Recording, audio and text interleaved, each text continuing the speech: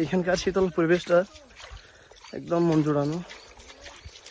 তবে আমরা আসতে অনেক লেট করে ফেলছি। কিছুক্ষণ আগে একজন পর্যটকের সাথে দেখা হয়েছিল। উনি ওনার অভিজ্ঞতা শেয়ার করছিলেন যে উনি একা ছিলেন এবং উনি খুব ভিতর ভয় ছিলেন। আমাদের বলছেন যে যান, খুব সুন্দর জায়গা এবং শীতল পরিবেশ, আশা করি আপনাদেরও ভালো লাগবে। কারণ আপনাকে যেতে হবে পাহাড়ের মাঝখান দিয়ে সরু যে নদীর পথ, এবং আপনি এই জায়গাতে আসলে কনফিউজড হয়ে যাবেন। কারণ এই জায়গাতে আপনার দুইটা রাস্তা আছে, একটা হচ্ছে আপনার ডানে, একটা হচ্ছে বামে।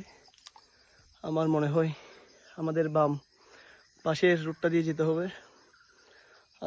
দেখা যাক। আবার শুরু করে দিয়েছি, আপনার বামের রাস্তা ধরে হাঁটা শুরু করেছি। আশা করি পথ ভুল হবে না।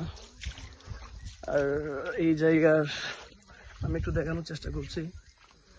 এটি হচ্ছে আপনার একদম গভীর জঙ্গলের ভিতর দিয়ে, পাহাড়ের ভিতর দিয়ে পাহাড়ি ঝর্ণার তৈরি করা ছোট একটি নদী। এখানে যেভাবে ছোট ছোট পাহাড়ি ঝর্ণাগুলো উপর থেকে নেমে আসে, আপনারা শব্দ শুনলে বুঝতে পারবেন।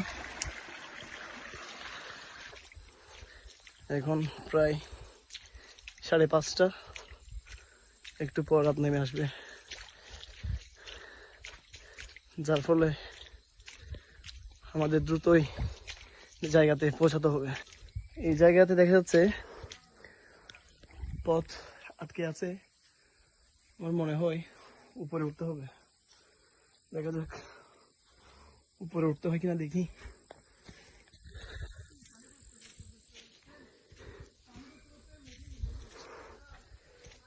এখানের আশা করি আমরা চলে আসছি, আমরা আমাদের গন্তব্যে চলে আসছি আলহামদুলিল্লাহ। আর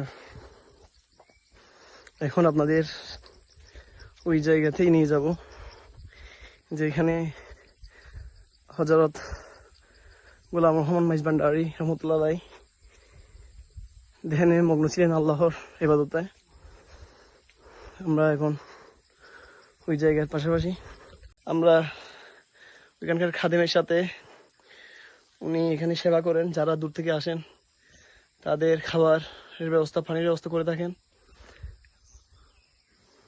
উনি এই জায়গায় অনেকদিন যাবৎ খেদমত করেন।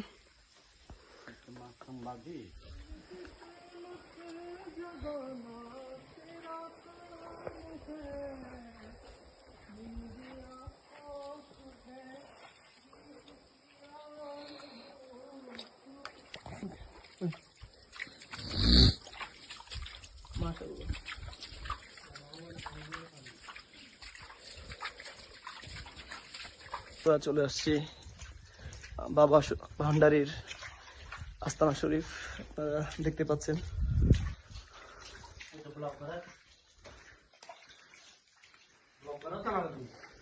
আলহামদুলিল্লাহ, যখন নিচে পানির স্রোত খুব বেশি থাকতো তখন বাবা ভান্ডারী রহমতুল্লাহ আলাইহি এই জায়গাতে ধ্যানে মগ্ন থাকতেন।